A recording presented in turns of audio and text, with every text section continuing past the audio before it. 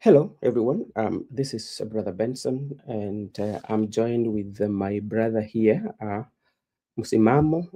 We want to have a conversation of what is going on in the country right now. And as you know, we start on a sad note. Today, if you are in the country or if you've not come across, today we lost a total of 16 students, and a good number of the students had casualties at Utumishi Academy. There are quite a number of students who have lost their lives, those who are injured, and those who right now are going through trauma because of what happened. And, this is something that we've always said, especially when it comes to disaster management. You know, it has happened severally. And when we're looking at the safeties, what are the safety measures that even the government has put in schools, especially that when it comes to issues to do with fire? How do we evacuate? Do we have things like fire extinguishers? Do we have like exit door, not even emergency door? We call them exit door just in case if it happens. There was one that happened in Njeri. Until today, we've not the relevant authority have not released reports or followed up on even to correct some of the um, safety measures in these schools. So we are very sad, and we take this opportunity to mourn with the family and also to offer them comfort. Msimamo, labda wewe unaweza sema jambo gani?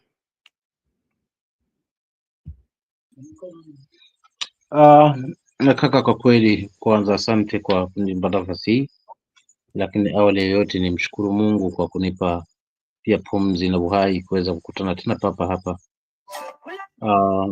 Kubwa zaidi pia ni wasilimia ndugu zangu wote ambao ni wapenzi wa kipindi hiki chetu kule upande wa comment section na kwingine kule duniani.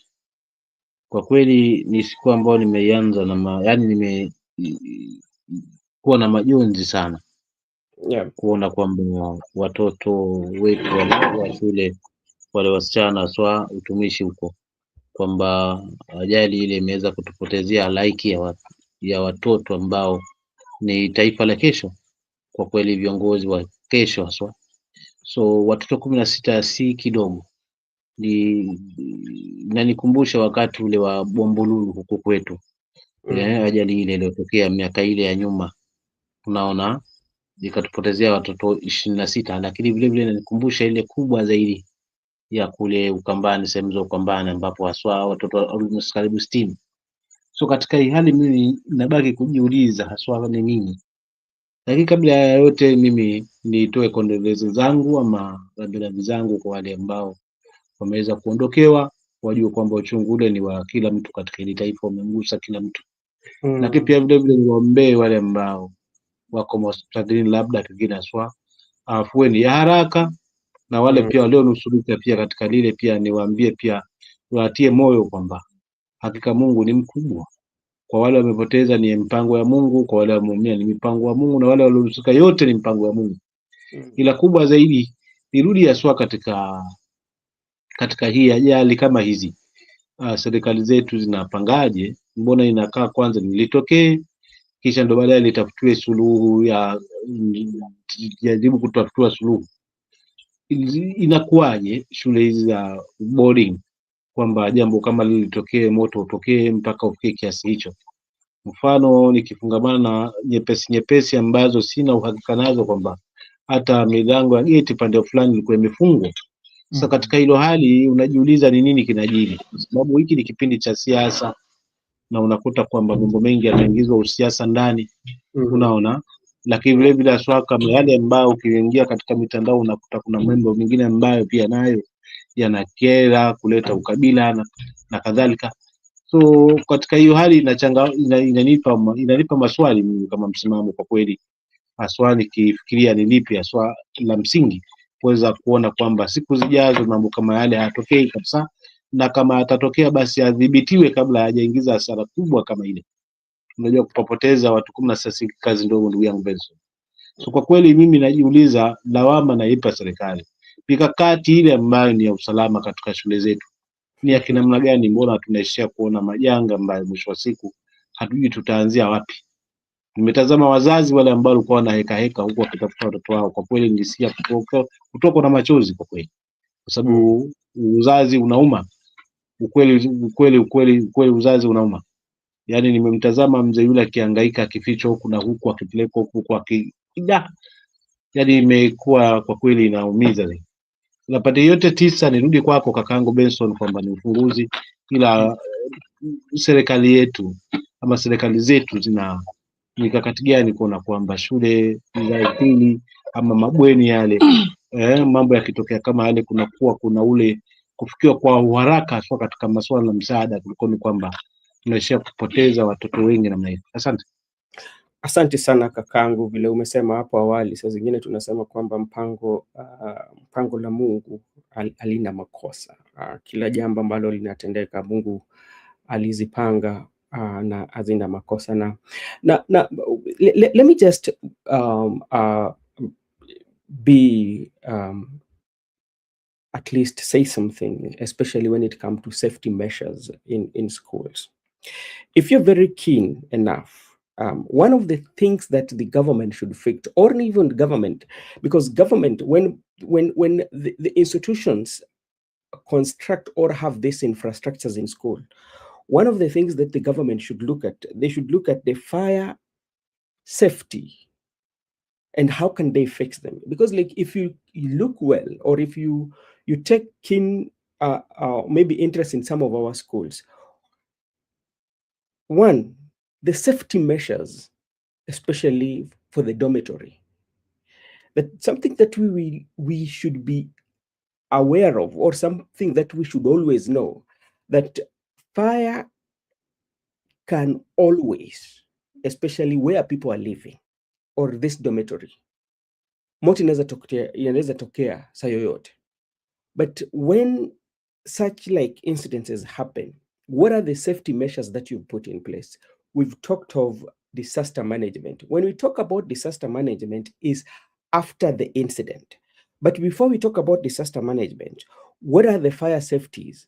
Were the regulations that are put in place by the government were followed by this school? And if not, then there should be a person who should be held responsible for that. First of all, you have to look at the doors. Did they have, for example, the exit door just in case? Because like you will find that even if the exit door was there, maybe the other one was locked. And what usually causes a situation whereby you find that so many people lose their life is because of stampede.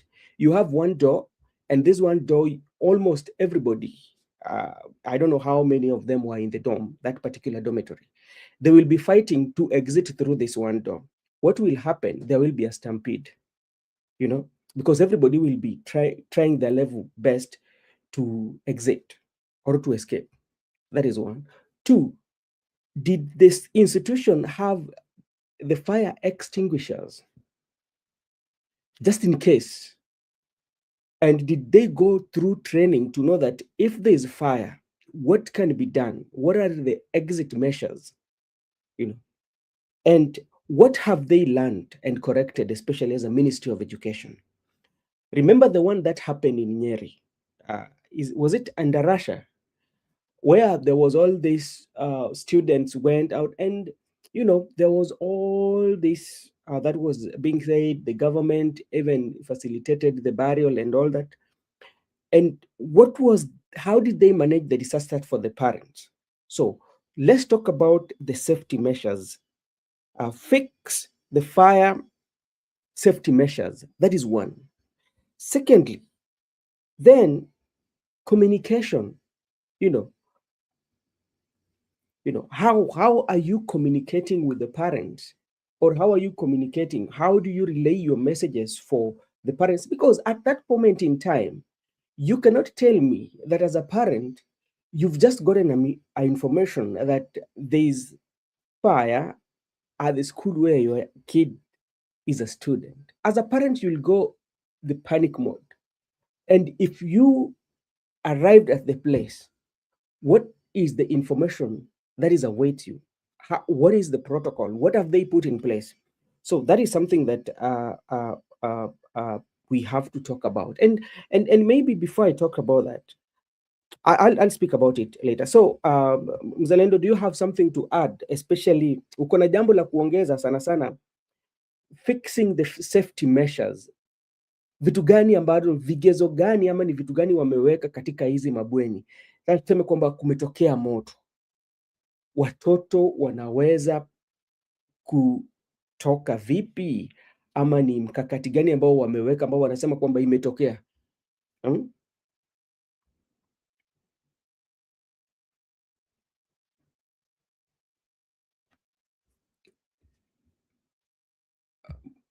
Msimamo?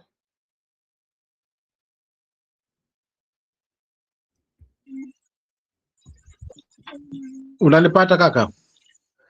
Yeah, nakupata. Nilikuwa tunauliza swali tukizungumzia mambo ya safety and taking a responsibility, kwa sababu kuna zile vigezo ambao labda Ministry of Education wameweka kuweka kwamba hii lazima ifike ikuwe hivi na hivi na hivi. Kama hizi zilifuatwa ni sawa, lakini kama zikufuatwa, kuna jamaa lazima akuwe responsible for that, na lazima ajibu hayo maneno. Hebu sema kuhusu hapa. Hilo ni lazima, kama shule haijafikia vikadhi na vigezo vile ambavyo vimewekwa katika wizara kuhusiana na masuala na usalama, basi itabidi haswa kiongozi wa shule hiyo na anayemiliki shule hiyo basi awe na masuala ya kujibu kuhusiana na yale yamejiri pale, lakini vile vile pia usalama ambao uko pale, kwa sababu si wanafunzi peke yake ambao watachua swala la usalama. Kwa sababu kuna wafanyikazi ambao wako pale wanahakikisha kwamba watoto wala wametoka tuition, wala kuna matros, kuna wengi tu ambao wanahusika na masuala mazima ya uangalizi ya wale watoto pale.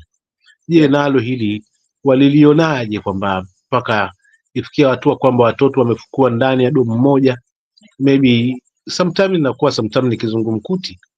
Kwa hiyo mimi kuongezea pale ni kwamba kuwe na njia mbadala, hizi domu ziwe na milango ambayo itakuwa ni outlets, kwamba wanafunzi watakuwa wanaweza kuwa na uwepesi pindi wanapo kuna jambo limetokea, unaona kwamba waweze kutoka, si mlango pengine mmoja ama miwili yenye ambayo pengine vibanio vyake viko pande ya nje, mwingine amefungwa pande ule wa pili. Kuwe na milango ambayo kwa ndani wenyewe wanaweza jifungulia swa kwa haraka na wakaweza kuepukana na jambo kama lile. So nadhani kwamba kuna mabadiliko mengi ambayo yanafaa, kuna mabadiliko ambayo yafaa swa yafanywe kuhusiana na safety ya aswa ya hawa watoto ili kuweza kuepukana hili. So I believe kwamba wizara na pia serikali itatilia manani hili, kuona kwamba kama ni vigezo ambavyo havifuatwi kikamilifu, basi na wenye kumiliki shule basi wanakuwa responsible ya mambo kama haya, kwamba wawe wanawajibika swa pili itafikia jambo kama hili, kwa kisha vyombo vya sheria na sheria ifanye kazi yake, unaona. Lakini kama pengine kwamba ni jambo ambalo limepangwa, vigezo vipo, basi lazima kichunguzwe nini chanzo, kwa sababu kama vigezo shule hii navyo na safety ipo, but limetokea hili, basi itabidi ijulikane ni nini, mchongo gani huu ulikwenda, hasa kwa wale ambao ni walinzi wa shule ile, iliendaje mpaka ifikia hatua hiyo. Wana majibu ya una maswali ya kujibu.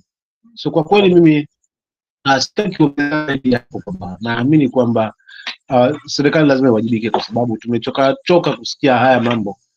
Kila baada ya mwaka ama miaka miwili tunasikia kwamba shule fulani imepoteza watoto 4 moto, watoto 8, watoto 10, watoto 60. Hii mambo imekuwa tunasikia masikioni haswa on daily basis.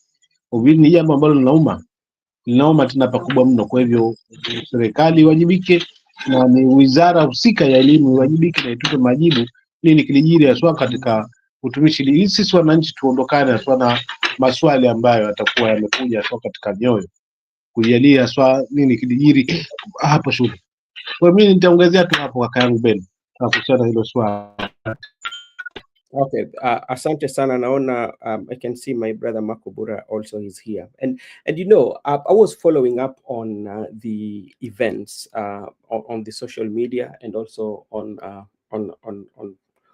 mainly on the social media, and there are things that I think like should be done differently, and the way the parents were treated. Yeah, when there's a disaster like that, Makobura and Musimamo, one of the things that the government, I mean, because like they're the person, yeah, there should be a clear communication center, and there should be a protocol, especially for the parents and even for the people who are living around there. There should be that. But if you look at how the situation was, it seems that there was no proper protocol and proper communication in in um, in that environment. That is something that I also noticed. Another thing that I noticed, there was a lot of confusion because lack of protocol and good communication. Yeah, the parents, remember from early morning when this happened, the parents were at the gate. Yeah, as any parent would, because you want to know more information about what has happened. That those who were mourning, you know, and there was no proper guidelines on how they did not know whether their daughters were still alive or some were still in the hospital or anything that was happening, you know, until you saw that hungry parent had to storm when the DIG Langat was having a press briefing. And he was saying that he has been there for so long and there's no information that he is getting. You know, again, look at the resources that were used. There were so many choppers that came with the CS and all the yeah, you know. So there was, I think that there was that mismanagement of the whole situation. But at the same time, we have to say that the ambulance that were deployed, especially from the army and the NYS, they also played a big role. But something that we have to look at, especially in Kenya, we have to look at the safety measures in school. What are the safety measures that are put in place just in case of fire? Yeah. When you go to other countries, especially in dormitories, they have what we call the sprinklers. What happens when there's a fire or is there's an inferno? Automatically the sprinklers uh, will sprinkle water to reduce that. Two, there can be the smoke detectors. These are the safety measures. And the smoke detectors will always detect smoke in the initial stages and the alarms will go off. And what happens? The children or the students will escape. The other safety measures are their fire drill that they do for the students just in case of fire, because like you have to be prepared. And what is the time frame that you've put in place that in case of fire to wake up, to evacuate, and to go to safe areas? What are those? The drills that you do to this, those are safety measures. Those are some of the things that you put in place. Then again, the response of the firefighters. Yeah. How long did it take the firefighters? Yeah. All these counties, they have firefighters and they're at the headquarters of the counties. So which means they're not effective for the people. If you go to Kisumu, for instance, you will get the firefighters are in Kisumu headquarters. If you go to Homa Bay, if you go to all these counties, you will not get fire trucks or the fire vehicles stationed in various parts of the country, especially to assist when such like happens. So it means that we are still very far in terms of one, disaster management, two, on how to especially deal with cases like this. This one will happen, it will pass, the report will be given, then another one will happen, we will see all this repeating itself. So I think like we are not quick to learn especially when it comes to um, disaster management and how we can put safety measures for our children in school and in our dormitory. So that is something that we have to agree. Thank you so much, Makobura. What do you have to say?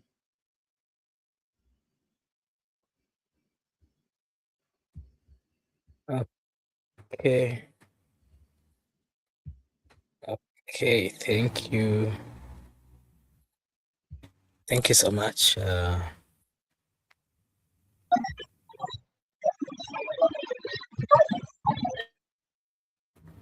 Thank you so much for the opportunity. And I also want to take this opportunity to just condole with the parents and the families of the young children who lost their life in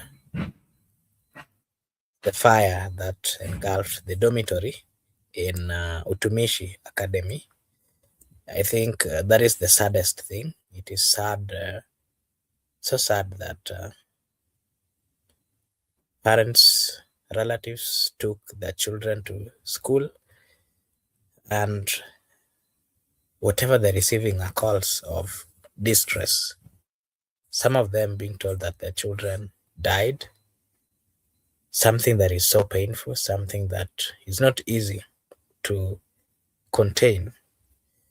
But up to now, what we can do is just to pray for their souls and to pray for their families so that may the good Lord just comfort them. The issue of young children dying in dormitory, this is not the first time you're seeing this. You remember the Andarasha Academy Yeah. in Nyeri? I think that was supposed to be the last time that we were seeing such a huge number of children dying in such a situation. And it is so sad. This is the second time. Remember, that was also an academy. This is also an academy. And that then calls for audit of all the mostly the private owned schools, Of course, yeah. most of the academies. Because what we've witnessed today and what we witnessed sometimes back, a huge number of children just getting killed in that manner, is not something good. It is so bad. It is so painful. And again, look at the number. The number also, it's a big number. It's so, you know, it's something that is not easy to just comprehend or to think about. So the relevant authorities, they should ensure that there is proper ways of ensuring that this safety within most of the primary schools, most of the academies, I think, and I believe that there should be a serious scrutiny, a serious verification of all the academies to ensure that such things will not happen again, because we don't want to be losing young souls, young boys and girls, in a manner that, these are things that can be avoided. If it is the issue of matrons or people who are there to ensure that there is safety, I believe, especially where there's the young children, they need to be always alert. They're not supposed to be just, sleeping that much. Yes, they're supposed to be sleeping, but all those people they're given opportunity to ensure that there's safety within those schools. So the matrons also, as much as they were sleeping or whichever place they were, I think these are some things which can be avoided. That is what I can say. I'm calling upon the government of the Republic of Kenya to use what is necessary. We don't want to lose children. The best thing they should do is just come up with a way to ensure that there is safety within these schools. It is not the first time we are talking about safety. Remember, we talked about it some time back. This is not the first time we are losing children in fire breakout. It Yeah. is so painful. All right. Let the relevant authority take charge and ensure that our children are safe in whichever place that they are. All That right. would be Thank you so much, Makobura. And uh, uh, you've talked of something that is very, very much important. and it's about the academy. And if you look at academy, these are privately owned. And this one brings me back to what I said earlier, that when the safety measures or when the educational guidelines pertaining the construction of dormitories, especially when it comes to windows, when it comes to doors, when it comes to everything, were these guidelines or this provision were followed, and were they put in place? Because remember, even the one that happened in Jerry for these young people, at some point there were some policies that were put in place, especially when it comes to construction of dormitories, that were not adhered to. Yeah. And by this developer, so also we also have to go back and look at the government departments or the personnel that are in government who are given the job to inspect and to clear such like dormitories to be used by our students. If they went and gave the go-ahead, especially if the requirement was not met by those buildings, then they should also be held responsible. We are living in a country whereby those who not very keen, or those who are given the mandate to do this job, sometimes they end up giving an okay just because maybe you've been given money somewhere, not knowing the risk that that one holds. So like today, look at what has happened. If those safety measures were not put in place, then somebody should be responsible for this. Okay, let me take this opportunity. I'm seeing one of panelists here. Hey, hello. Hello. Hello.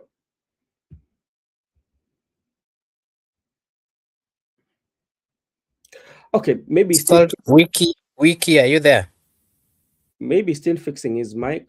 He's still facing something, and I tend to agree on this. This one also should make us now question the idea of boarding school, because we've lost so many, especially when it comes to idea of the boarding school. And people should learn, or even the country should learn. If it happened once, we look at where were our weakness point and what can we improve, especially when it comes to issues to do with the fire. But I don't think we are learning, because it happens, and the number of casualties that we get is increasingly going up. Okay, Wiki, do you have anything to say? Okay, Makobura, I think he left. So Makobura, it is painful. And then there's another thing that I also have to talk to you about. And when something like this happens, it requires sobriety and humility to reign on us. I saw a post, and this post again, the owner of the social media say that somebody hacked this account. I think you've come across the post that was made by I don't know, he's a dictator. He's somebody who is very influential in TikTok, and he's also an influencer. He do influencing for other organization. I don't know whether you've come across his post. I would just take you through his post, and maybe you can weigh for me his thoughts. When a disaster like this happens, this is not time to bring about tribal issues. This is a child. No any other child has applied to become a Kikuyu, a Luo, a Marakwet, a Kalenjin. Nobody. And if it is indeed true that somebody hacked his account and wrote those, but this is what he wrote. I quote him from his from his uh this is his handle, especially this is Twitter. I hope all these 16 Utumishi Girls Academy students who are dead are all children of Kikuyus only. Nachukia wa Kikuyu. I'm a tribal, period.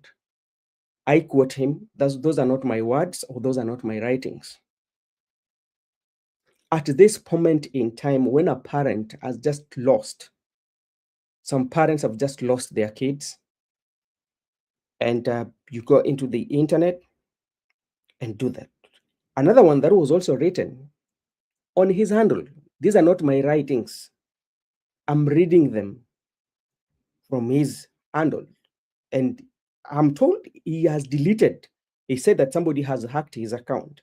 To all Kikuyus, if any,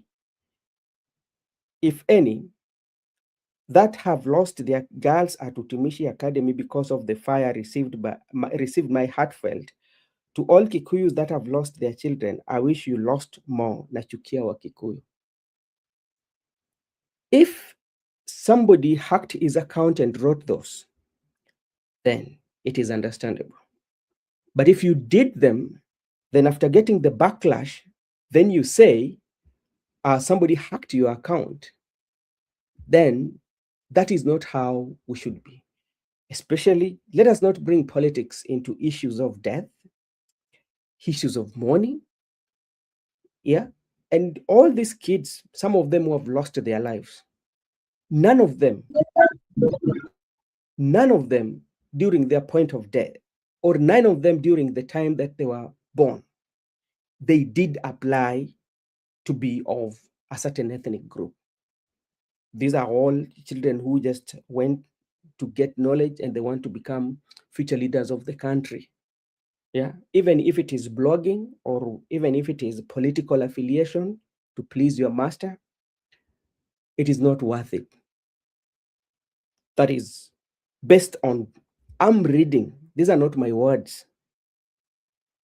I did not write them. I'm just reading them. And it is something that was trending, Makubura. Also, there's also a lady in Kibra. Maybe, Okay, go ahead. yeah, maybe if I can give my take on the comments or the so-called, I don't know whether it's a blogger or what. Okay, maybe we can give Wiki a chance and see if he can speak and give us his take. Wiki, are you there? Please unmute and speak. Wiki, you are muted. You can unmute and speak.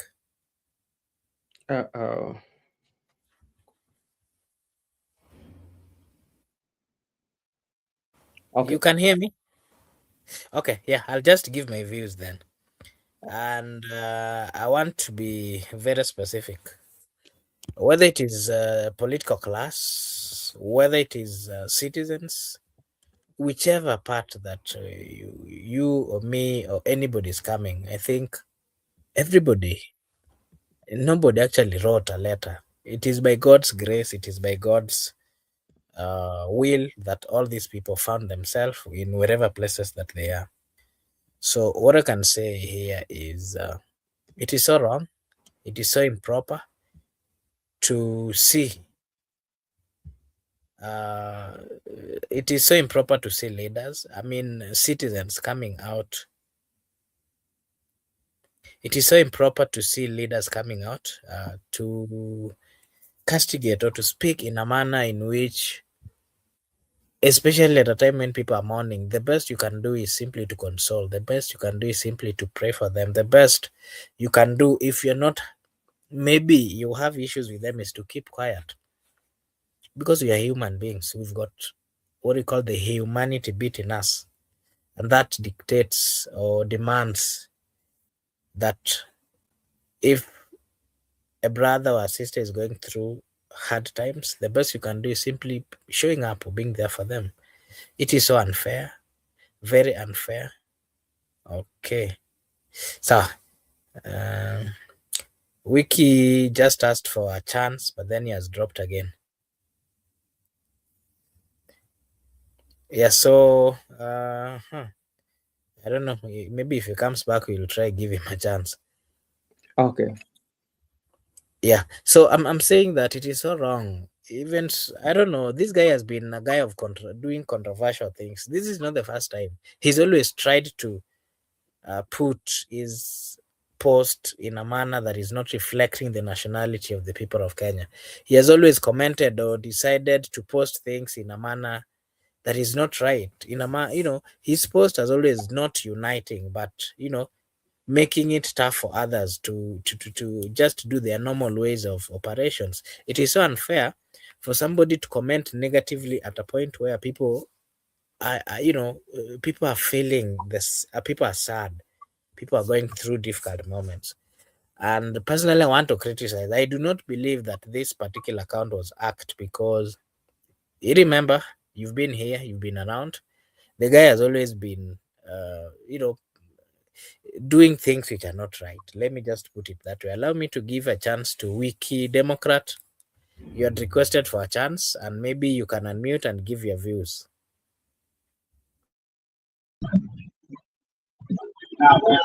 Yes.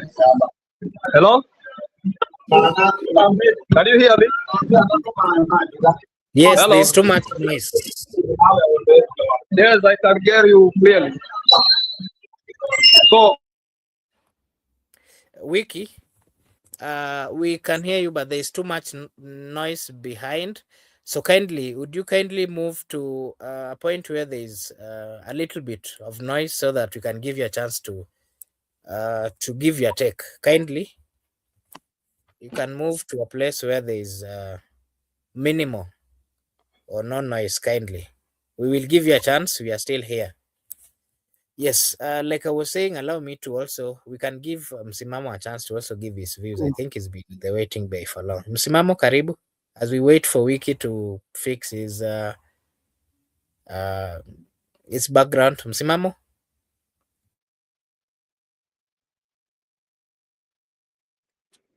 Okay. Yes, brother Mark, how are you? Niko salama, nashukuru. Hali gani? Niko poa kabisa mimi. Yeah, I think Brother Ben, you can proceed. Msimamo can proceed, or you can ask him the question you had asked so that he can also give his view. Asante sana Msimamo. Mi swali ninayo ni huyu anauliza, why do you give the guy trend? We are not giving him to trend, by the way. Sometimes we need to call this uh, people who have gotten a degree in profiling. That is what we call a profiling. You profile a community, and you have a problem with them. Why? No, because if you don't call them out, sometimes they can get used to it, and the backlash that is coming right now to him, he has realized the sense. By the way, before Msimama Kuje, I've just been sent a video here where the kid, this lady is narrating how, and still bring me to what I was saying earlier about the safety measures that has been put in place, that it reached a point that they had to open the window to jump from the window at that particular moment in time. So actually, these girls went through a lot. And let me, maybe just, Makubura, let me just give me a turn. From Utumishi Dance Academy. And yesterday being a holiday for the Muslims, as the culture of our school, we normally follow a certain procedure, which is the Saturday program. So we normally go to bed at 9. So at 9 we went to the dorms, and everybody freshened up, ready to sleep. So like when we slept, it was around 12, if I could clearly remember, when somebody in the dorm, Stanford, shouted and said, alishout akasema, kila mtu atoke dom inachomeka. So like kila mtu and like everybody was confused because they didn't know what to do and what to not do. So by the time nilikuwa natoka cube, moto ilikuwa isha cover cube, the pathway of cube 6 and cube 7. So, and that is the pathway that we're supposed to use so that we vacate the dome. So by the time nilikuwa nafika hapo, moto ilikuwa isha cover the hallway, which means hatungeweza kupita. So we had no other option but kurudi kwa cube. So when we went back to the cube, moshi ilikuwa ishafika kwa cube, like the smoke was too high that some of my cube mates were suffocating. So like we had no option but to open the window, and we had to jump from Stanford to down. Ground floor, then first floor. So like from the upper dorm to down, and then I ended up breaking my hand and leg. Yes. Okay. So Makobura, I heard you hear that they had to jump. And my question is, in the event that they had the issue of the cubes, what does that cube mean? Which means that it has to be enclosed, maybe 2 to 3 people enclosed there. It's not an open. Secondly, you are in the maybe the first floor because she has to jump. What is the exit plan, especially if the way you should be exiting? How is it supposed to exit the exit door? Because like maybe there was only one exit door. So that's what will bring me to what I was calling the safety measures. How many times have they had drills within the year? Fire extinguishers, especially for even the people who are taking care of them. So there's so many things that need to be looked at and be improved for the safety of students in boarding school. Yeah. So maybe msimamo, kama kuna jambo naweza ongeza hapo.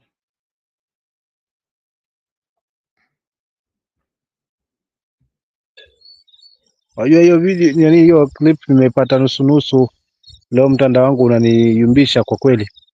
Ya huyo msichana mambo kidogo amenipita, lakini kuna jambo lilikuwa melizungumzia ya huyu jamaa aliyosema kwamba anafurahikia zaidi kwamba masuala yametokea kwa jamii fulani hivi, kisha baadaye akarudi akasema labda system yake imekuwa hacked.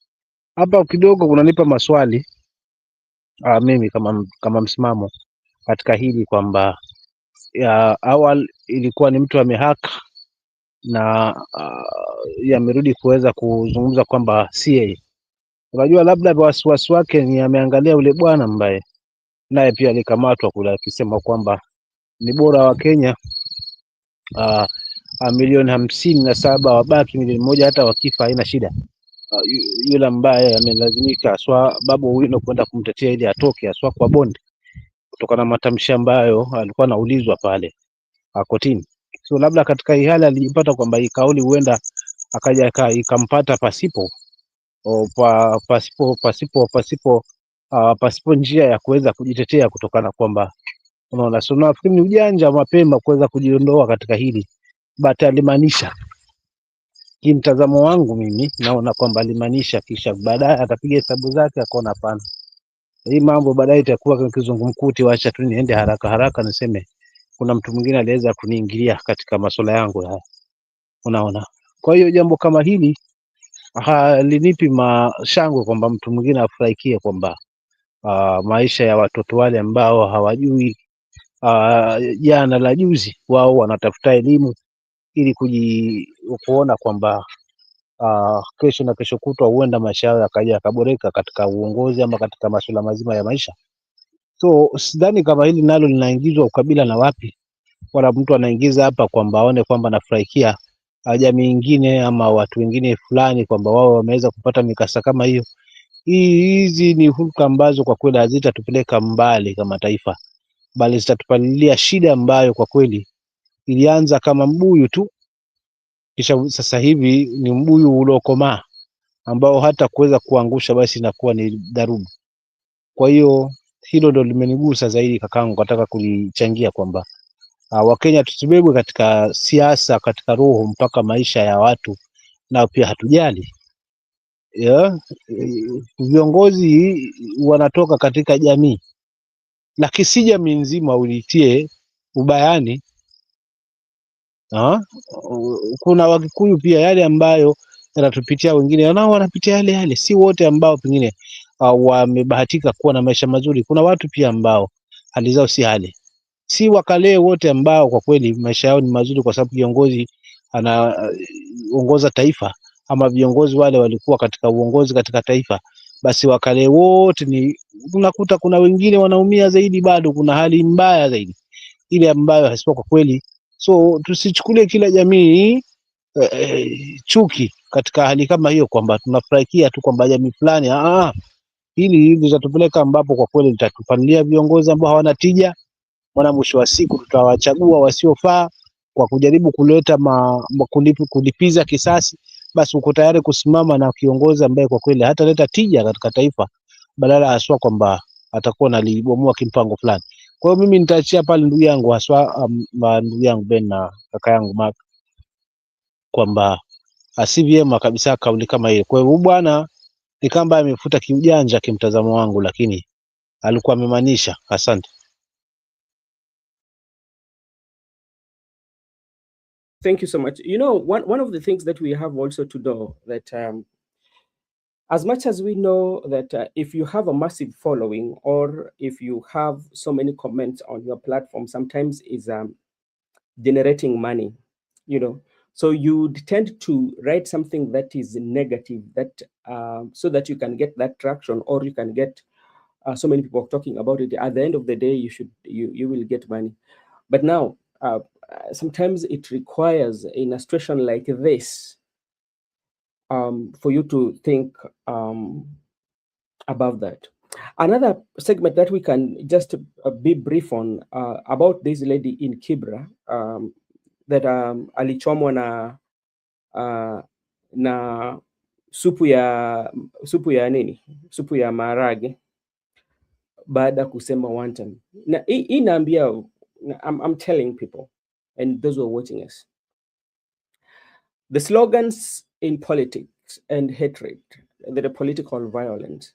You know, one thing with these politicians right now, because their interests are not converging, you can do something very horrible to your neighbor. Then, after some times, you will see the same politicians who were not in good terms in terms of their political ideology. At some point, when their interests converge, they will be friends. So this is something that I would appeal to, especially the public, or especially the voters. If you are a two-term, sell your two-term. Never get bothered about the one-term. Usiue mwenzako kwa sababu ya siasa, ama usiumize mwenzako kwa sababu ya siasa, kwa sababu ama viongozi ni marafiki. Yeah. There's that freedom of expression. Let that person express his or her views, whether it's a two-term or one-term. But the only place that you should win this war should be won on the ballot. If at any given time, or even today, you believe that you cannot be, or you don't like the administration of President William Ruto, the two-term movement, wait until that voting. Register massively, then also wake up and vote massively, and vote a leader who you feel will put Kenya into a good path. The same way, the one-term people, the two-term people, they should also leave one-term people and express their views. This idea of if you are a one-term, you do something, umekamatwa. If you are a two-term, ukisema hivi, unamwagiwa nini. It's not healthy. That is my take.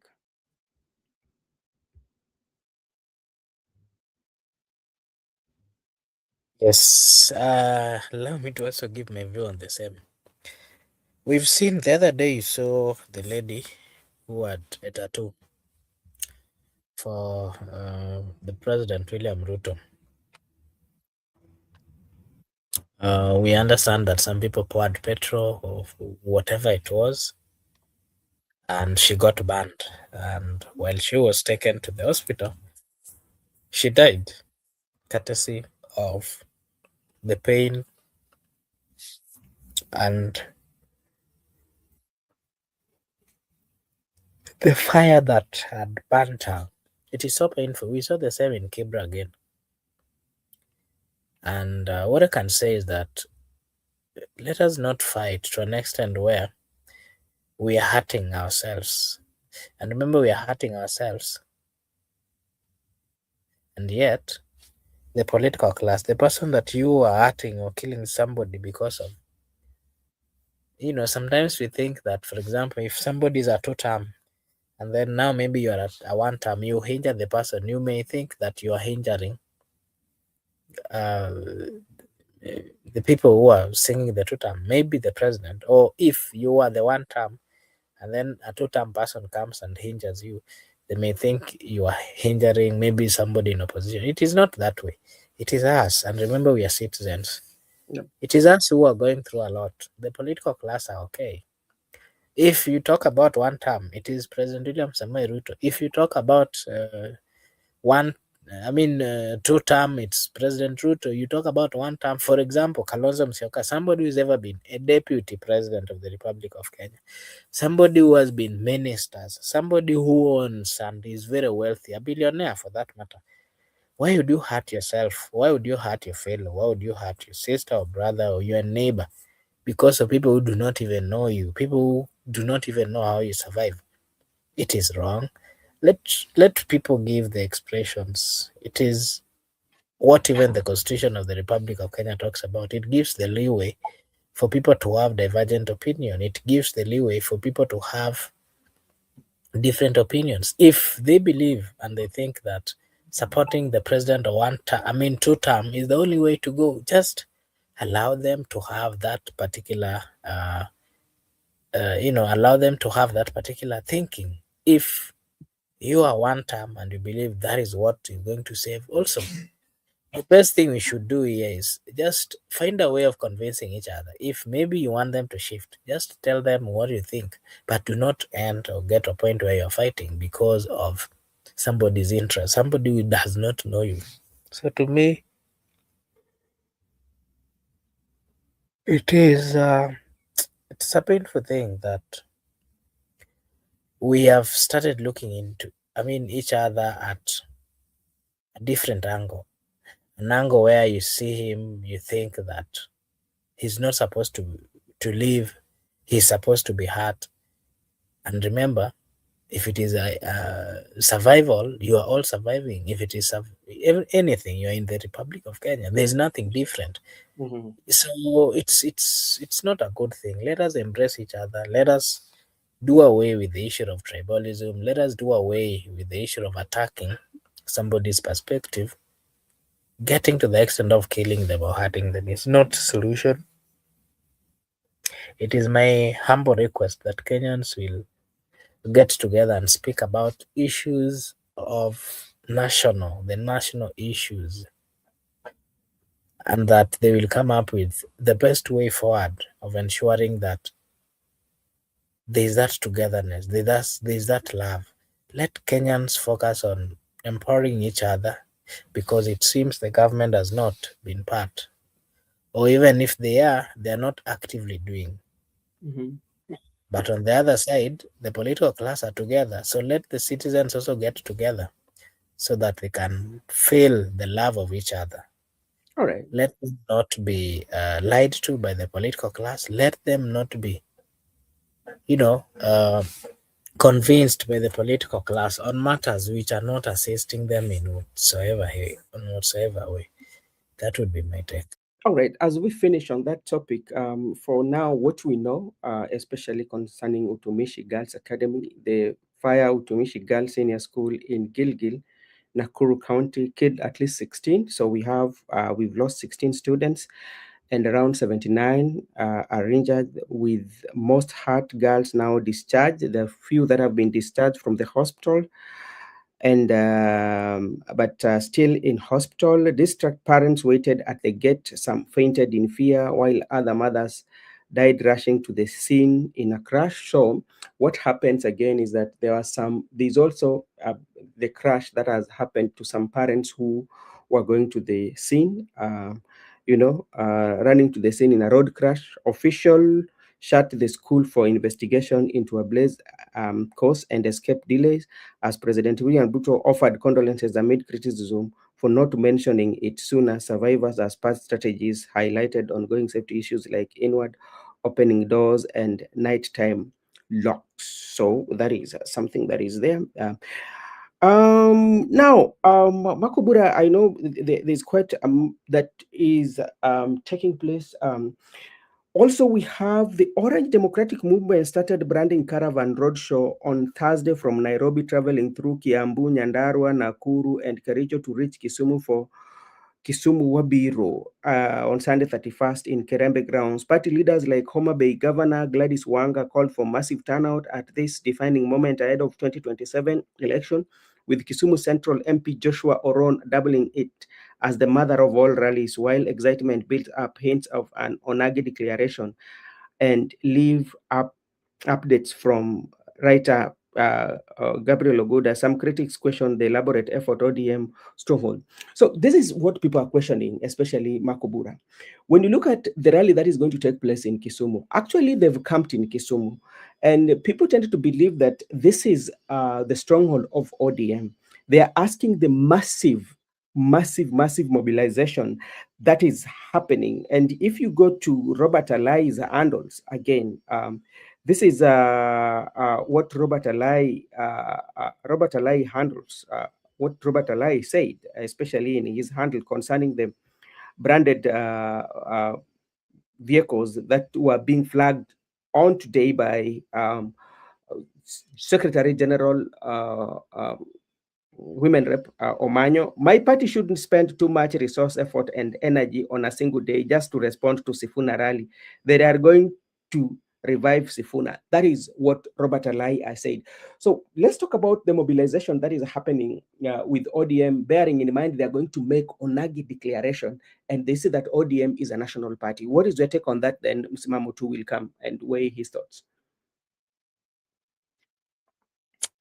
ODM is suffering. Yesterday, was it yesterday, that I was seeing Ndindi Nyoro giving his stake, and then what's her name? The Secretary General, the Catherine Omanyo. Yeah, I had her giving her views, and instead of just debating and speaking about what the issue was, she started attacking Ndindi Nyoro. And then I tried following her comments and what she was trying to speak about. I can say I had Ndindi saying that ODM went too low and picked a leader that, according to him, in his own statement, do not deserve that particular position because she has no, Ndindi asked, questioned even the a level of know-how, let me put it that way. I can say that ODM is making very wrong decisions at a time when Kenyans are focusing. Do you think branding is wrong?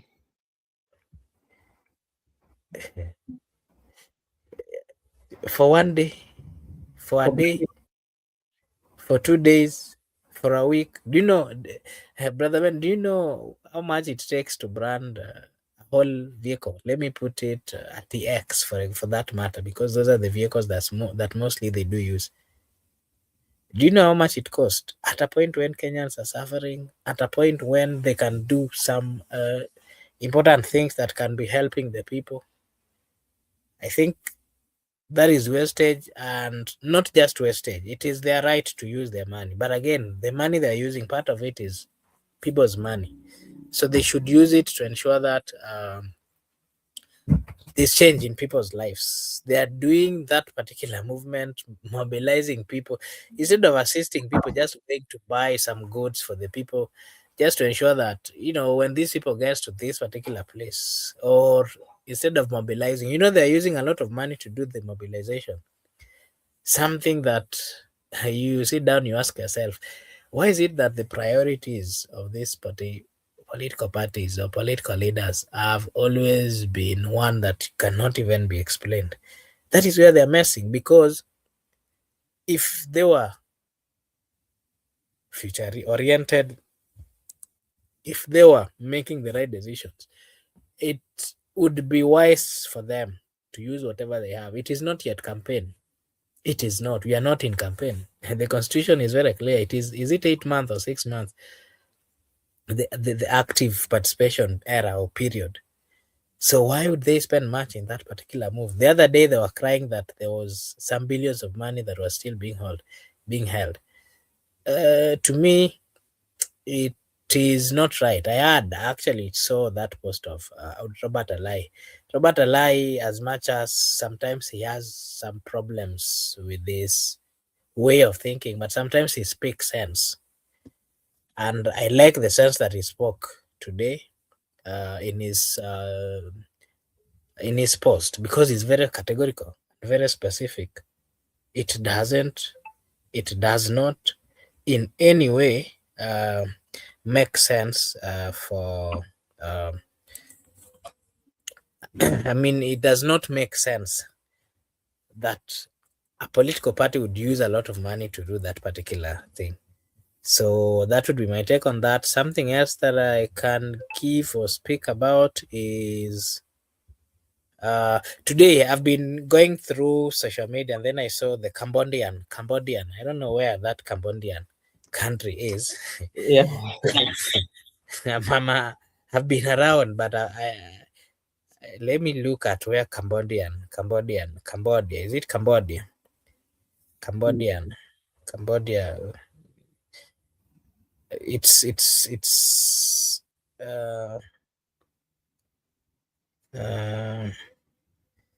yeah. So I was just going through internet, and then I saw a lot that particular country called Cambodia or Cambodian country. They are sending Africans home. More Yeah. so the Kenyans, Ugandans. Is a country located on the Indo Chinese mainland in Southeast Asia. It is bordered by Thailand to the west and northwest, Laos to the northeast, Vietnam to the east and southeast, and the Gulf of Thailand to the southwest. And its capital city is Phnom Penh. Okay. I don't know. I've never heard of that particular country. I don't know whether it's me who has not been so much into such kind of things. But I've seen them giving such a move. I do not know why, but it might be probably because of the issue of Ebola. But again, that brings me to what has also been trending. I saw, I don't know, is an ambassador or what of the United States of America saying how they are ready to protect the Americans, and they also have plans of bringing the Ebola exposed citizens to Kenya. Yeah, we'll talk And about that. before okay. Yeah. All right. Yeah. Okay. Okay. Thank you so much. Maybe msimamo labda unaweza kusema vipi kuhusu haya matayarisho ambayo ODM wamekuwa nayo, labda wanataka kuonesha wakina Sifuna kwamba yale mliokuwa nayo si rali ama, na pia wanasema leo wanaenda ku make declaration. Unaona hapa wako vizuri na mambo yote venye wamewekeza katika branding.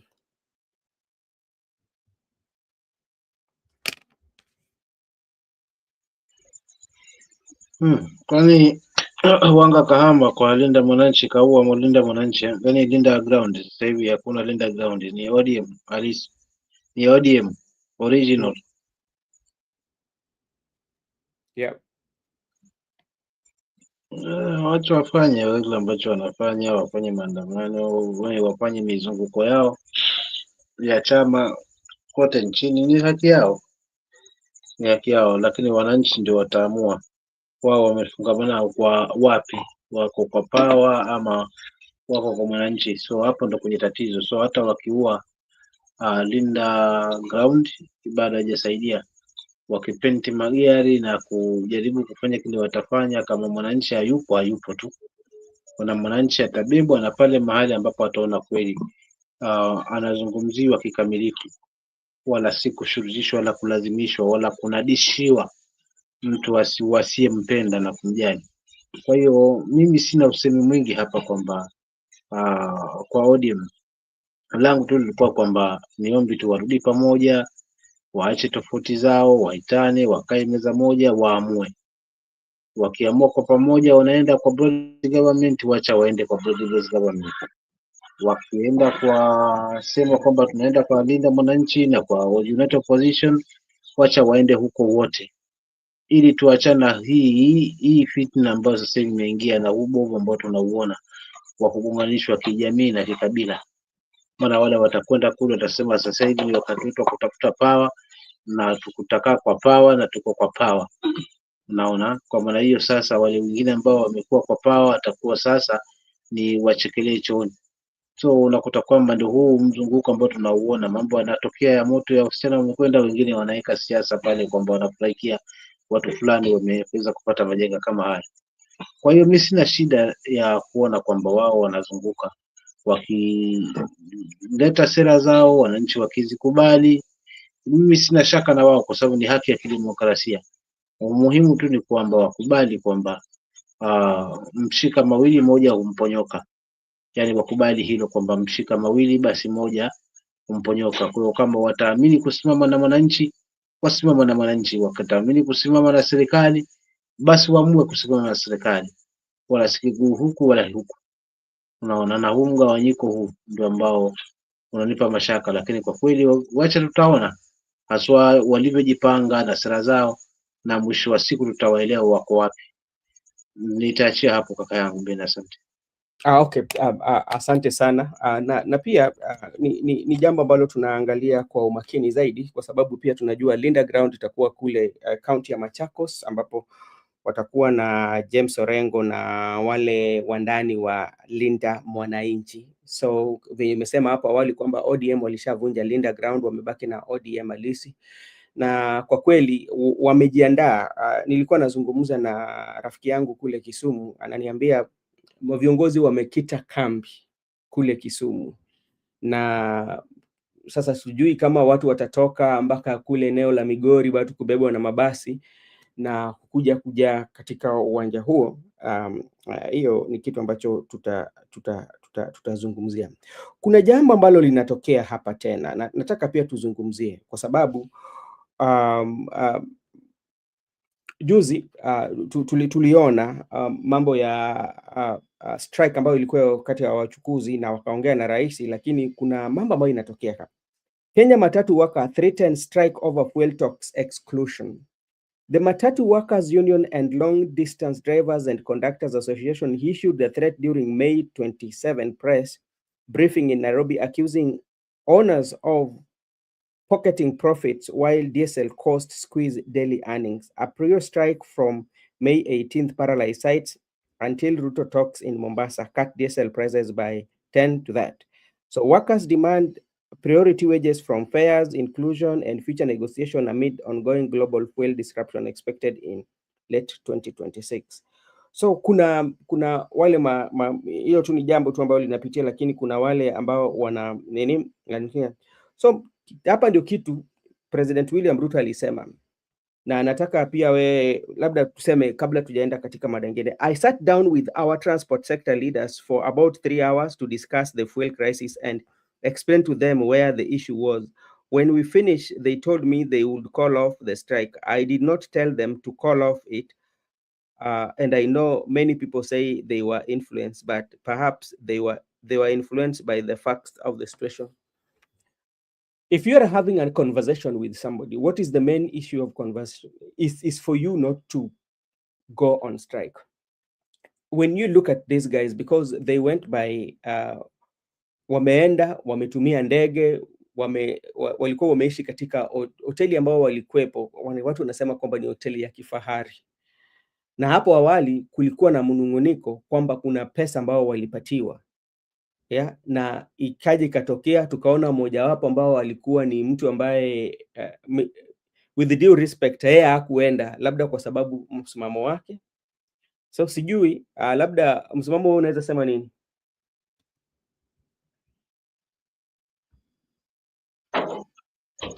Unajua mimi hili jambo kwa kweli kaka lilinipa maswali kwamba mgomo ule wa matatu ulikuwa kwa niaba gani? Nia ilikuwa ni kushurutisha mazungumzo ama nia ilikuwa ni kushurutisha bei ya mafuta ishuke? So kwa kweli kama ilikuwa ni kwa kushurutisha mazungumzo, basi walifanikiwa kwa njia moja au nyingine, kwa maana walikuwa na mkao wa kwanza, rais alikuwa nje ya nchi akawakilishwa na waliomwakilisha, kisha alipokuja basi wakaweza kwenda kulimaliza hili la mgomo wa matatu. Lakini swali langu ni je, mgomo huu ama ahadi hiyo ama makubaliano hiyo ama mikutano hiyo, je, mpaka kufikia sasa imeshusha bei ya mafuta ama bado tu bei ziko pale pale juu, na mwananchi wa kawaida basi yanalazimika aidha sasa hakuweza kuongeza fare, budget ya fare tena sasa mpya, kutokana kwamba fare bado ziko juu na kutokana na mafuta yalipo. So unakuta kwamba mkutano huu kwangu sijaona ukizaa matunda ya tija, kwa sababu mwisho wa siku wenye matatu nao watafaidi kutokana kwa mwananchi, kwa sababu wakipandisha nauli sisi bado mwananchi atalazimika kuweza kuongeza nauli ile ili afikishwe pale mahali kwa kazi na kukwenda kwa kila siku. So unakuta mwisho wa siku wao wenye matatu ndio wanaofaidi, lakini je, hatima ya wananchi iko wapi? So nitegemea kwanza wana matatu hawa wakubali kwamba wanawakilisha mamilioni, na hili walifeli, walijiona wao kwa wakizungumza, wao wamezungumza kwa niaba ya wengi, of which mwisho wa siku matokeo bado ni yale yale ambayo tunayaona, na ugumu wa maisha ni ule ule na gharama ziko pale pale, mwananchi hajawakilishwa visivyo na vilivyo, unaona. Na pia nitegemea kutoka kwa kiongozi wa taifa akitoka nje akirudi, basi atuambie kwamba mambo yatakwenda hivi, bei itakuwa chini namna hii. Na sasa kweli alizungumza kile alizungumza, lakini kwa kweli sisi bado mnyonge yule bado anatamauka, mwenye kibodaboda chake na kibajaji, licha ya ahadi iliyowekwa na serikali hii kuhusiana na hiyo sekta ya bodaboda haswa, bado anashika tama akijua hajui wapi kwa kuanzia, kwa sababu mwisho wa siku bado mafuta yako pale pale. Kwa hiyo wananchi bado wanalalamika, biashara imekuwa chini kwa sababu wenye kipato labda ni wachache, na wengi wale ambao walikuwa wanaweza kuafford kuweza kupata shilingi 30, 50, 100 kupelekwa mahali, sasa hivi mahali kwa 50 vimekuwa 150, mahali kwa 150 kuwa 300. So unakuta kwamba hata hiyo biashara pia imedorora haswa kwa kiasi kimoja, kwa njia moja ama nyingine. So still bado mwananchi hapa amewakilishwa na nani? Hawa wana matatu walikuwa wanaenda kwa tumbo zao, kwa kukubaliana na kile ambacho kukubaliana, kwa sababu kwamba mwisho wa siku watarudi wote wawili wakandamize mwananchi, ama suluhu lilikuwa lipi ambalo mpaka sasa hivi mkutano ule umezaa matunda, kwa niaba kwamba walikuwa ni wawakilishi wale wenye matatu kwa niaba ya wengi ambao wananchi. Unagundua kwamba Afrika walienda pale kwa tumbo zao. Kwa hiyo sioni kwamba lilileta haswa tija zaidi kwa mwananchi kama ambavyo nilitegemea, haswa kwamba alisikia haswa katika mkutano ule, na pia kutoka kwa kiongozi wa taifa kuona kwamba alichawana watatu tu kupunguzwa hiyo bei, lakini pia ni Mkenya ambaye ameweza kupunguzwa hiyo bei kwa ajili ya kwamba angalau haswa hali ya kimfuko basi aweze kustawi na kuweza kuona kwamba anarahisishiwa kidogo huo mzigo. Back to my brother Mark. Asante.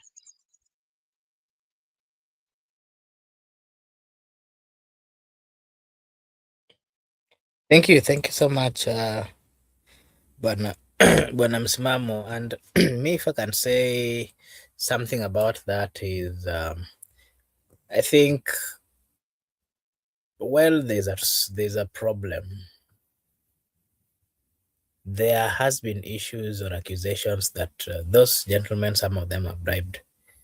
But if it is so, it is not right. But if it is an accusation that is not true, then I do not know what exactly it means. But if suppose those people are compromised at the expenses of the citizens of the Republic of Kenya, then the only thing I can say is that the people are on their own. And I'll leave it at that point. But Msimamo, something else that I wanted you to just give your views. UDA gave, quite a number of UDA members are giving ultimatum to Hassan, Sarai Hassan, who is the UDA Secretary General, on remarks that he made.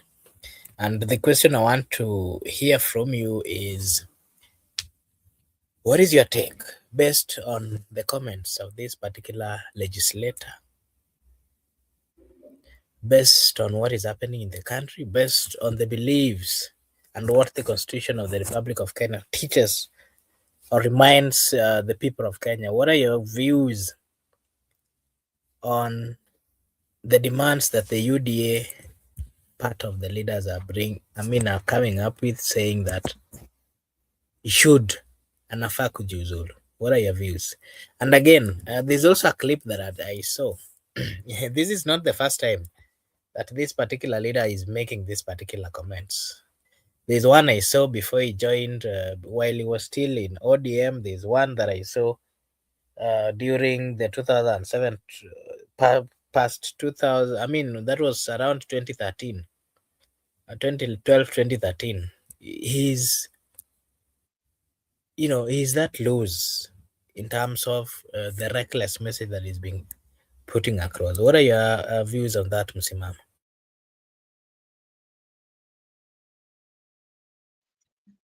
Wabunge nadhani ni wa UDA ambao wako upande wa mlima ndio ambao nadhani wametoa haya makataa, si ndio? Yes.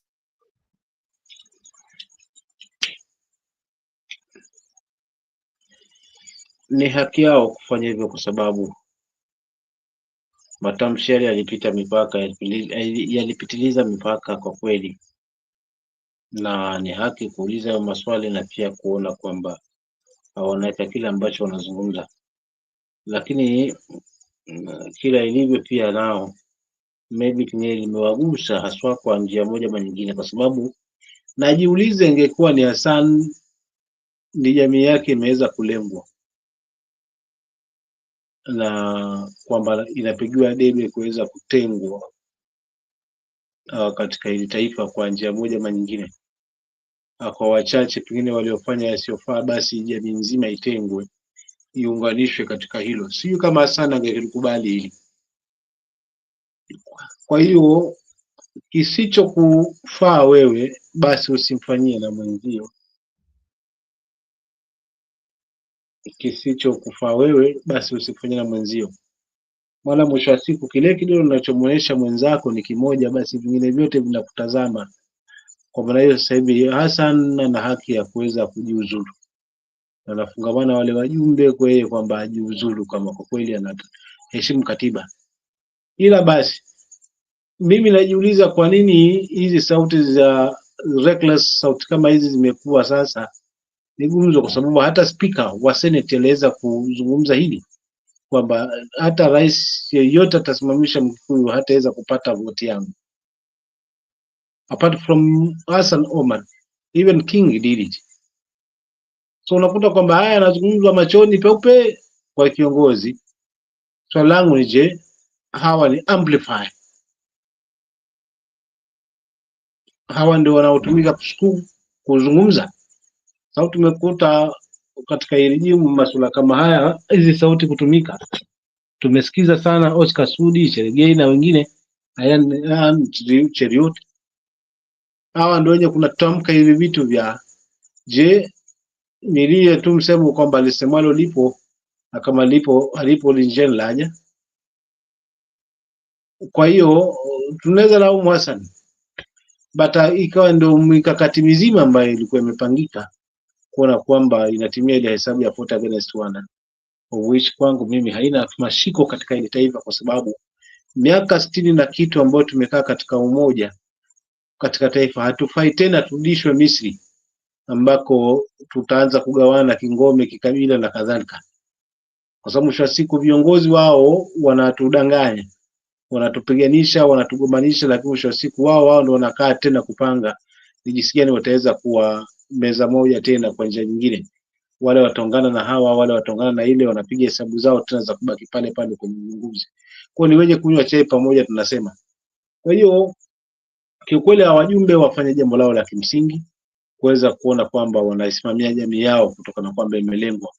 Unaona, kama sivyo pia wafanye maamuzi yenye tija haswa, kuonekana kwamba ikiwa itakuwa hivyo basi liwe fundisho, wahame wajiunge kokote kule. Unaona, wachane kabisa na masuala yale kwamba unaona, kwa sababu ni mambo ambayo ni kinyaa. Kwa hiyo Hassan ni mdomo ambao kwa kweli hauna chungio, na hili linamkosti kwa sababu yeye akizungumzia kwamba mfano kwamba masaibu ya cost ni kwa ajili ya mwanzilishi wa taifa na viongozi wale ambao walitoka mlima, basi mimi najiuliza kwa nini yeye anaona kundu la mwenzake na kundu la halioni. Bwana anageuka kuwa nyani kwamba anaona kundu la mwenzake lakini kundu lake halioni, kwa sababu hata wao pia nao vile vile pia wametunyanyasa haswa, sie wamejikenda huko, japo kwamba wote tuko pande hii, lugha ni moja ya Kiswahili, hulka, tabia, tabaka, dini na nini, lakini unakuta kwamba kuna tofauti mkubwa. Wao akina Hassan wakishirikiana sana kina Jona wengine kwamba wao wanajikuta wako matai ya juu na sisi wengine ni kanga wenye chongo, tukifanyacho tunafukulia wazima. So kwanza aanze kuondoa kibanzi kilicho ndani, boriti hilo ndani ya jicho lake kabla aondoe kibanzi katika jicho la mwenzake. Kwa reckless sauti kama hizi, kwanza tuendako kwenye chaguzi, basi labda sheria zifanye kazi yake, alafu tuone sasa itakuwaje aswa. But mimi naungana na hao viongozi kwa kweli. Kaka Mark, kumalizia, asante. Hey, thank you so much, Bwana Msimamo. I also want to take this opportunity to affirm to what you've said. You know, we are in a era where, you know, we do not need loose political languages being used around. We do not need leaders who are supposed to be uniting to be the ones who are excluding others. It is not right. We need to come out and remind them and put it clear that we do not support any tribal accusation or arithmetic in whichever way that is being planned by whichever politician. Let us all embrace everybody from wherever they are coming from whichever part of the republic. They're all Kenyans. They deserve to be respected. They deserve to be treated with equal measure without fear. And that would be my take on that particular Unajua Mark, nikiongezea hapo kwa Hassan ni kwamba yeye analaumu mwanzilishi wa taifa na uendelezo wa jamii ya mlima, lakini hebu turudi katika uasilia. Baba Raila Odinga aliteseka zaidi katika regime ya nani?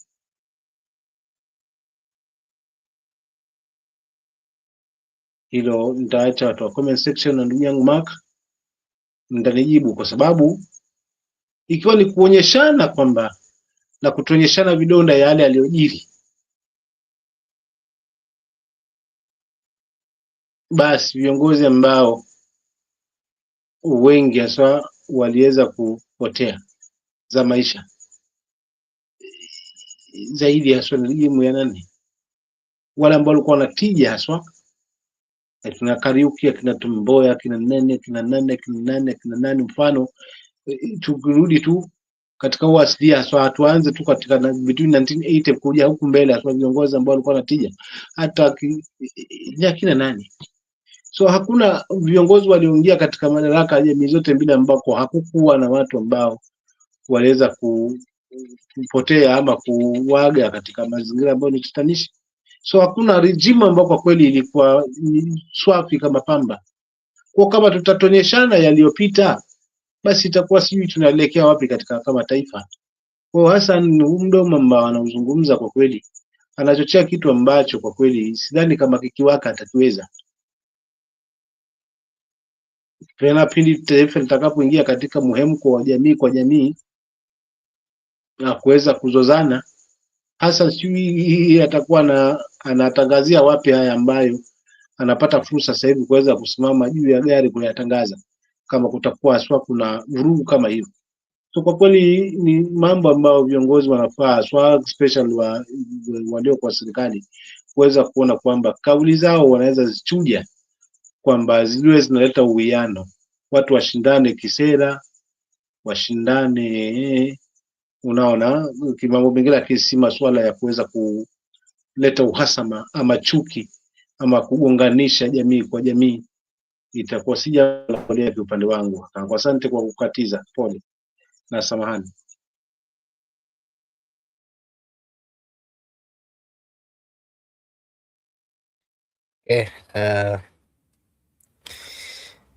Thank you, Bwana Msimamo. And maybe something else that I would want us to talk about is the issue of Ebola viruses. I don't know whether you've heard of it and what is being said about it. We saw United States wants to put a quarantine in Kenya to exclude. They're saying that by all means they want to defend and ensure that their citizens are safe and that Ebola is controlled within Africa or partly within the DRC Congo. And so they're saying that their citizens who might have interacted or partly are exposed, they want to do a quarantine area for them in Kenya or Uganda. But I saw Uganda, it seems Uganda had accepted that they be quarantined in Uganda. That then brings me to this question, Bwana Msimamo. What is it that is thought about Africans? Ni nini wanapimiwa, wanaona vipi, Bwana Msimamo? If for example the issue of corona, when it came, it hit the whole world. It was everywhere. It started from China. Why is it that some leaders would come out to, make it look like it should be in certain areas? You can give us your take on that, Bwana Msimamo, and possibly your final remarks. Msimamo? Kaka hapa sitakwenda mbali. Magonjwa kwa kweli ni ya tunatengeneza sio wanadamu, kisha mwisho wa siku tunatumbukia nyongo, tunashindwa kwa kuanzia. Mungu analeta shani yake tu. Lakini mbona yaletwe Afrika na mbona Afrika? Lakini mbona wakati huu pia? Mimi pia ni baadhi ya maswali yanajiuliza swa kikamilifu. Njia ziko nyingi sana za kuweza kutumia swa kuona kwamba unaweza nusuru jahazi pindi linapozama. So tumeelekea chaguzi, mambo ndio kama haya. Mfano janga hili liingie, watu hawaruhusi kutoka, watu wako ndani na kadhalika. Mwisho wa siku linaweza lemaza kwa njia moja ama nyingine, haswa lile ambalo ni jukumu la kidemokrasia, haswa la mpiga kura. Kama litaanza hivi kidogo mpaka kukiamka sasa kura zimechacha na haya nayo yaletwe kikamilifu, basi itakuwa hivyo. So unakuta kwamba yani tumetumika kama experiment, sielewi, na hao weupe ambao bado wanatumiliki. Yani tunajiona kwamba tuna uhuru, lakini ukitazama kwa mbali uhuru ule bado hatujakuwa nao kikamilifu katika bara zima la Afrika. Unaona, so unakuta kwamba magonjwa kama yale yanatumika, ndio unakuta kwamba kuna hayo maagizo na kadhalika, unaona, lakini lengo ni nini? Mbona kwetu sasa? Ndio nabaki na maswali, sio kwa nini. Kwa hiyo mimi nitaongezea tu hapo paduchu kwamba tumwamini tu Mungu kwamba anaweza kufanya hili. Kwa kama watu watatiwa kwa quarantine sawa, sababu uliona ile wakati wa COVID-19 wa Tanzania hapa ndugu zetu wakasema hapana, sisi wacha 2020 tu, lakini Mungu mwisho wa siku akaleta shani, jambo hilo likaweza kutokomea haswa mazima. So hili la Ebola kwa kweli sijalifuatilia kikamilifu kama Uganda wameamua hivyo, na pia baadhi ya Kenya kama sehemu za Kenya pia umeingia, basi wafanye mikakati na mapema kuona kwamba haitaathiri haswa mwananchi wa kawaida ama shughuli nzima, kwa sababu kama tutatia kwa quarantine, hali hii ngumu ya kimaisha, kwa kweli tutakuwa tumemalizwa mazima. Maana sasa hivi kuitafuta shilingi kwa kweli, kakaangu Mark, basi imekuwa ngumu, kwa sababu shilingi lazima ufukuzane naye, na unaelewa fika ukishafukuzana na shilingi hii, si shilingi ilivyo na mbio. Kwa hiyo wao watakuwa wamekaa, baadhi ya wachache wamekaa wanaitega, wameiziwekea milango. Basi kwa sisi ambao ni watoza ushuru, ambao tunakula kwa nguvu zetu wenyewe, kwa sababu mtaji wa maskini siku zote ni nguvu ze mwenyewe. So unakuta kwamba ndio shilingi ukipata aswa ni balaa, alafu ndo umewekwa kwa quarantine, hauna nafasi ya kuweza kuzunguka kwa ajili ya lijanga. Basi mwisho wa siku sisi wa Kenya kwa kweli litatumiza pakubwa. Kwa jambo ambalo naomba kama litakuwa lipo, basi viongozi walifanyia sasa, hususan wa wizara husika ya masuala mazima na afya, basi wafanye mikakati ya mapema ya awali kuona kwamba hali inadhibitiwa, ili impe mwananchi uhuru ule na nafasi ya kwenda kujitafutia angalau kande ya kila siku, kwa kwamba waje waekwe haswa tena kama tuliwashuhudia wakati ule wa quarantine, kwamba ule uhuru haupo, nafasi ya kutangamana haupo, kana mambo mengi ambayo yalikuwa yanafanyika wakati ule. Maana mwisho wa siku tutaumia zaidi kutokana na hali ngumu ya kimaisha tulionayo kama taifa. Asante. Asante sana bwana. Msimamo za mwisho kabla tufungamana.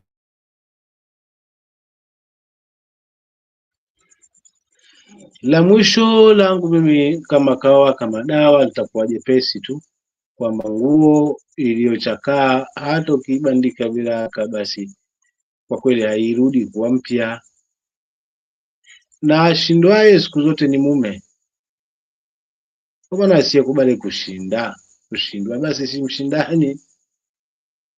Kazi tunayo wa Kenya ya kuona kwamba this time around tunaona kwa tunafanya lenye tija, na kuona kwamba sauti ambayo itaongea at least pale debeni basi represent Mkenya.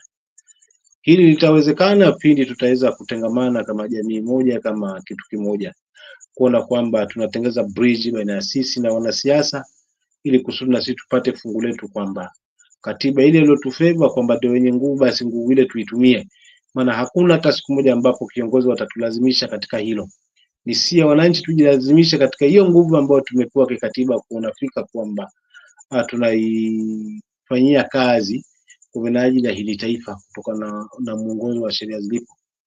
Lakini huku kuingiza siasa kwenye mapafu na kwenye roho, mwisho wa siku basi ndio haya ambayo tunafurahikia, jambo ambalo lina udhi, alafu wengine wetu tunafurahikia kwamba jamii fulani imepatikana. Kwa kweli hili leta shangwe na kuweza kulibadilisha hili taifa, ili tuende ile inshahari ambayo tulitabiriwa na mwenda zake mzee wetu Raila Odinga, kwamba nchi ambayo ni ya Kanani ambayo tunaikaribia kwa sasa, kutokana kwamba nyani wote ambao tulikuwa wanatusumbua wamejikusanya jangwani.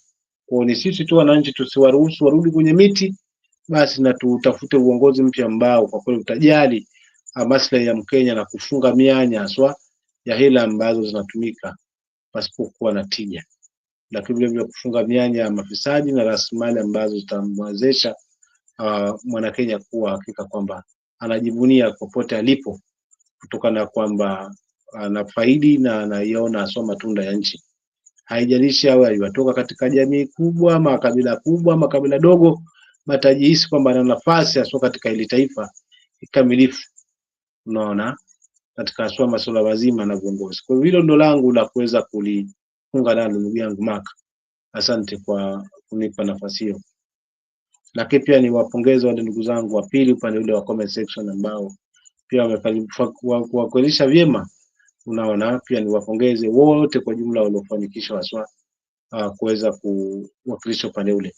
Na mwisho kabisa wale ambao wameweza kutusikiza tu, kutenga muda wao kuweza kutusikiza haswa yale ambayo tunajaliwa kunena leo.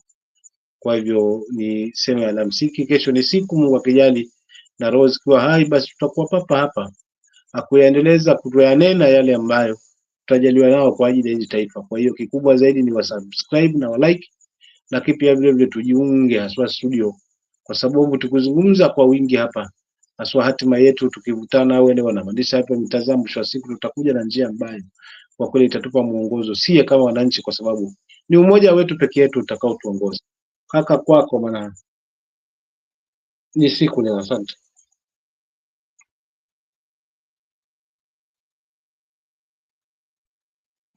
Okay, thank you. Thank you so much, Bwana Msimamo, and let me take this opportunity to also appreciate and say a big thank you to everyone who joined us this evening. We thank Brother Benson and you, Msimamo, as well for coming to give us your views. At the comment section, as usual, allow me to acknowledge and say a big thank you to Judith. I hope, thank you so much. Brenda, Gitonga, thank you so much for finding time to join us. June Wesley, thank you so much. As usual, however, here we do say that your opinion counts. We are live on Brother Benson Media and our sister channel, Kikao na Sauti. And all we are saying is thank you so much and may God bless you. Over here, we do say that your opinion counts. We hope to see you again tomorrow as we'll be proceeding with the conversation as usual. Thank you so much and may God bless you. See you again tomorrow. Bye-bye for today.